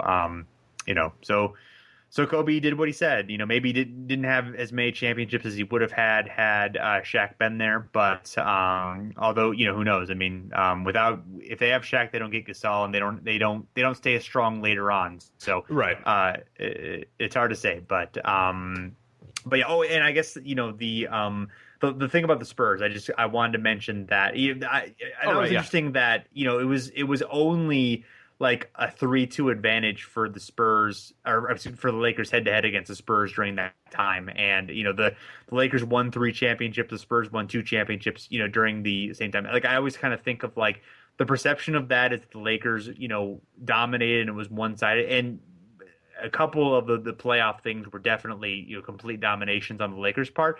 But, it was really, like, I feel like it was kind of a close rivalry when the perception of it was the Lakers sort of destroyed it. Yeah. Sure, so and we sort of, that is really interesting, because we sort of, that's, I wouldn't have thought that, I really wouldn't, because I mean, you win those 3 titles in a row, you do, a lot, you would think, but yeah, it was weird. And those teams are kind of, I always really, you had your little blips there and there with the Kings who were a lot of fun, the Blazers or whatever, but that was really the real rivalry. Even if those games were, not the most exciting, games between those two, that's what I always remembered of being the real one team that you said, if the Lakers are going to lose to anybody in the playoffs, it's going to be these guys. And sometimes it happened. Yeah, and Duncan and Shaq was kind of a matchup. I mean, even though, center power forward or whatever, they're still both. Yeah, and Robinson could do an okay job against him. Yeah. I mean, Robinson was one of the other guys who could really, strength-wise, handle Shaq, where a lot of other guys couldn't. I mean, you really needed a bull out there to guard Shaq, and Robinson was sort of that. But he aged quickly after a little while too. But he had a few years where he was able to kind of work against Shaq a little bit, or at least stop him slightly, but as much as you can at that era of Shaq. So exactly. All right, well, Rich, you got anything else? That is it for me. No, I think we've done a good job covering this feud and everything else that came with it. So I'm excited about this and Kobe week and all the good stuff that came with it. So yeah, obviously. Thanks for everyone for checking us out, and And of course, you can find us at thepodiumgame.com. We are also, you can find us on the Hardwood Paroxysm iTunes feed. Just search for Hardwood Paroxysm. We are one of the many fine shows that are part of the Podium Game. And of course, check out Hardwood Paroxysm and all of the sister sites for some great look at Kobe Bryant and his career and all different sorts of fun things as part of Kobe Week. So you can check us out on Twitter at Over and Back NBA, and also Facebook at the same address. And you can also check out, we have a website, overandback.nba.com, where we post occasionally. We're still kind of working on that, but we're posting links to shows and some other things here and there. So please check that out as well. Did I forget anything, Rich? I think that's it. I think you got it. All right, Rich. Well, thanks again for talking some classic NBA with me. It's always fun. Thank you again. Yeah, thanks for having me. And listeners, thanks for checking us out. You also, if you want to leave a comment at thepodiumgame.com, or leave a comment on Twitter or Facebook, or leave a rating review on iTunes, that would be totally awesome. We would be very happy to have that. And until next time, see you later. I'm not the kind of person who come here to say what you like. I'm going to tell you the truth whether you like it or not. Can I prove